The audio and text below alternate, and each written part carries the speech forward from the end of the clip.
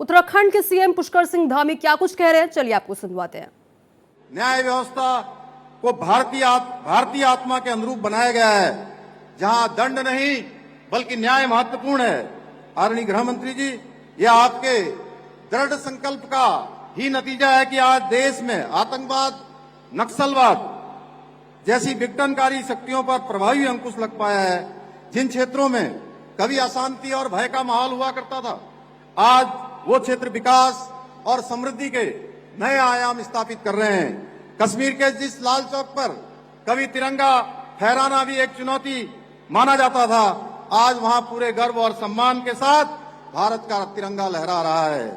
आपके दृढ़ निश्चय के कारण ही आज भारत को नक्सलवाद और आतंकवाद का सफाया करने में निर्णायक विजय प्राप्त होने जा रही है। महोदय, आपके अथक प्रयासों का प्रतिफल है कि आज देश सहकारिता के क्षेत्र में भी अभूतपूर्व प्रगति कर रहा है, जिससे करोड़ों किसान, ग्रामीण और छोटे उद्यमों के लिए नए नए अवसरों के द्वार खुल रहे हैं। आज के इस अवसर पर आदरणीय गृह मंत्री जी के द्वारा हमारे पुलिस विभाग में 1900 चयनित आरक्षियों को नियुक्ति पत्र प्रदान करने के साथ ही सीए के अंतर्गत पाकिस्तान, बांग्लादेश और अफगानिस्तान जैसे देशों के आए हमारे शरणार्थी भाई बहनों को भारतीय नागरिकता प्रदान की गई है। मैं आज के इस अवसर पर आप सभी नवनियुक्त होने वाले आरक्षियों को और भारत की नागरिकता प्राप्त करने वाले भाई बहनों को हृदय से बधाई देता हूं। यह आप सभी का सौभाग्य है कि आपको ऐसे महान व्यक्तित्व के कर कमलों से सम्मान प्राप्त हो रहा है, जिन्होंने अपनी दृढ़ इच्छा शक्ति के बल पर राष्ट्र की एकता, अखंडता और गौरव को नई ऊंचाइयों पर पहुंचाया है। भाइयों बहनों, आदरणीय प्रधानमंत्री जी, आदरणीय गृह मंत्री जी मिलकर आज सशक्त और स्वावलंबी भारत के उस स्वप्न को साकार करने के लिए काम कर रहे हैं जो हमारे महान पूर्वजों और स्वतंत्रता सेनानियों ने संजोया था। आदरणीय मोदी जी देश के ऐसे पहले प्रधानमंत्री हैं जिन्होंने भारत को विकसित राष्ट्र बनाने का संकल्प लिया है और उसे साकार करने के लिए पूरी प्रतिबद्धता के साथ निरंतर कार्य कर रहे हैं। आप सभी भली भांति जानते हैं, 2014 से पहले पूर्व दुनिया के देश भारत को कमजोर और पिछड़े राष्ट्र के रूप में देखते थे, परंतु आज आदरणीय प्रधानमंत्री जी के सशक्त नेतृत्व के कारण पूरी दुनिया भारत की सामर्थ्य, शक्ति और क्षमता के आगे नतमस्तक है। आज भारत G20 समिट, वैश्विक AI समिट जैसे बड़े वैश्विक सम्मेलनों की सफल मेजबानी करके विश्व पटल पर अपनी नेतृत्व क्षमता का परिचय दे रहा है। आज पूरी दुनिया मान रही है कि भारत विश्व की सबसे बड़ी आर्थिक शक्ति के रूप में जल्द ही उभरने वाला है, परंतु हमारे कांग्रेस के मित्रों को विश्व पटल पर भारत की बढ़ती प्रतिष्ठा और सम्मान रास नहीं आ रहा है। कांग्रेस के लोग आदरणीय प्रधानमंत्री मोदी जी का विरोध करने के चक्कर में आज देश का विरोध करने लगे हैं। हाल ही में आपने देखा होगा, देश के अंदर एक पूरी विश्व की AI बड़ी समिट के दौरान इन लोगों ने सारी हदें पार कर दी और वैश्विक ग्लोबल लीडर्स के सामने भारत को नीचा दिखाने का प्रयास किया। अपने युवराज के अपरिपक्व नेतृत्व में आज पूरी कांग्रेस दिशाहीन और देश विरोधी हो चुकी है। भाइयों बहनों, आज आदरणीय प्रधानमंत्री जी के नेतृत्व में सनातन का जय घोष चारों ओर गूंज रहा है। भारत अपनी जड़ों से जुड़ते हुए पुनः विश्व गुरु बनने की ओर तेजी से अग्रसर हो रहा है। चाहे अयोध्या जी में भगवान श्री रामचंद्र जी का भव्य मंदिर बनना हो, काशी में काशी कॉरिडोर बनना हो, उज्जैन में महाकाल लोक बनना हो, या हमारे राज्य में केदारनाथ धाम, बद्रीनाथ धाम का मास्टर प्लान हो या नव निर्माण का काम हो। आज हमारी धार्मिक धरोहरों को संवारने का, सजाने का उल्लेखनीय कार्य किया जा रहा है, पर हमारे विपक्ष को ये सब रास नहीं आ रहा है। ये वही लोग हैं जिन्होंने भगवान श्री राम के भव्य मंदिर को बनने से रोकने के लिए अपनी पूरी ताकत लगा दी थी।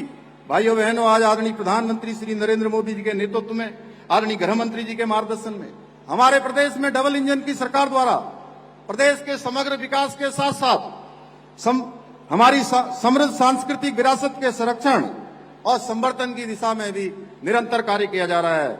आज जहां राज्य में सड़क, शिक्षा, स्वास्थ्य, रेल और हवाई कनेक्टिविटी सहित सभी महत्वपूर्ण क्षेत्रों से जुड़े इंफ्रास्ट्रक्चर को मजबूत करने की दिशा में कार्य किया जा रहा है, वहीं विभिन्न नीतियों और योजनाओं के माध्यम से राज्य को सामाजिक और आर्थिक रूप से सशक्त और समृद्ध बनाने की दिशा में निरंतर प्रयास किया जा रहा है। वर्ष 2023 में ग्लोबल इन्वेस्टर समिट का हमने आयोजन किया था। 3,56,000 करोड़ के निवेश समझौते उस समय हुए थे। हमें गर्व है कि पिछले वर्ष आदरणीय गृह मंत्री जी के कर कमलों द्वारा 1 लाख करोड़ से अधिक के निवेश समझौतों को हमने धरातल में उतारने में सफलता प्राप्त की। यह हम सभी के लिए गर्व का विषय है कि आदरणीय प्रधानमंत्री जी के नेतृत्व और आदरणीय गृह मंत्री जी के मार्गदर्शन से बीते 4 वर्षों में हमारे राज्य ने पहली बार कई उल्लेखनीय उपलब्धियों का साक्षात्कार किया है। पहली बार राज्य में G20 वैश्विक सम्मेलन का साक्षी बना। पहली बार राज्य में राष्ट्रीय खेलों का आयोजन हुआ और पहली बार राज्य के खिलाड़ियों ने 100 से अधिक राष्ट्रीय खेलों में मेडल प्राप्त कर अंक तालिका में उत्तराखंड राज्य ने 7वां स्थान प्राप्त किया। पहली बार राज्य में वर्षभर पर्यटन को बढ़ावा देने के लिए बृहद स्तर पर शीतकालीन यात्रा प्रारंभ की गई। भाइयों बहनों, डबल इंजन की सरकार ने बीते 4 सालों में हमारे राज्य की आर्थिकी में 1.5 गुना से अधिक की वृद्धि की हुई है और पिछले 1 वर्ष में राज्य की जीएसडीपी में 7.23% की बढ़ोतरी हुई है और प्रति व्यक्ति आय में 41% की वृद्धि हुई है। बीते 4 वर्षों में राज्य का बजट 60,000 से बढ़कर 1 लाख करोड़ को पार कर गया है। बीते 4 वर्षों में राज्य में 20,000 से अधिक नए उद्योग स्थापित हुए हैं। बीते 4 वर्षों में राज्य में स्टार्टअप की संख्या 700 से बढ़कर 1700 हो गई है। आज हेलीपोर्ट की संख्या 2 से 7 और वहीं हेलीपैड की संख्या 60 से बढ़कर 118 हो गई है। बीते 4 वर्षों में बिजली उत्पादन 3 गुना बढ़ गया है। राज्य में होटलों की संख्या में 25% की बढ़ोतरी हुई है। वहीं नए होम स्टे की संख्या में 50% से अधिक की बढ़ोतरी हुई है। आज डबल इंजन की सरकार के कारण राज्य दोगुनी रफ्तार से प्रगति कर रहा है। इसी का परिणाम है कि आज हमारे राज्य में रिवर्स प्लान 44% की बढ़ोतरी दर्ज की है। आज लोग पुनः अपने पैतृक स्थानों को, अपने गांवों को पुनः लौट रहे हैं। हम किसानों की आय वृद्धि करने के साथ साथ मत्स्य विकास के क्षेत्र में देश के अग्रणी राज्य बने हैं। हमारा राज्य युवाओं को रोजगार देने के और अवसर उपलब्ध कराने में भी देश का अग्रणी राज्य बनकर उभरा है।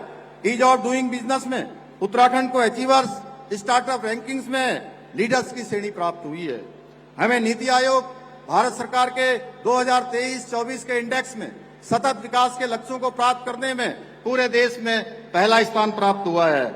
हम वर्ष 2024 में नीति आयोग द्वारा जारी एक्सपोर्ट प्रिपेयर्डनेस इंडेक्स में भी देश के अग्रणी राज्यों में शामिल हुए हैं। हमें पर्यटन, एविएशन और खेल के विकास से जुड़े क्षेत्रों में best state for promotion of aviation ecosystem तथा बेस्ट विलेज, बेस्ट डिस्ट्रिक्ट जैसे राष्ट्रीय सम्मान भी प्राप्त हुए हैं। आज उत्तराखंड को national logistics index, state startup ecosystem, ease of doing business, state energy and green index जैसे कई राष्ट्रीय सूचकांकों में विभिन्न पुरस्कार प्राप्त हुए हैं। भाइयों बहनों, हम उत्तराखंड के समग्र विकास के साथ साथ उत्तराखंड की सांस्कृतिक अस्मिता, पारंपरिक पहचान और डेमोग्राफिक संतुलन को सुरक्षित और संरक्षित रखने के लिए भी संकल्पित होकर काम कर रहे हैं। आदरणीय गृह मंत्री जी की प्रेरणा से और उनके मार्गदर्शन में हमने उत्तराखंड में समान नागरिक संहिता लागू करके सामाजिक न्याय और समानता की दिशा में ऐतिहासिक कदम उठाया है।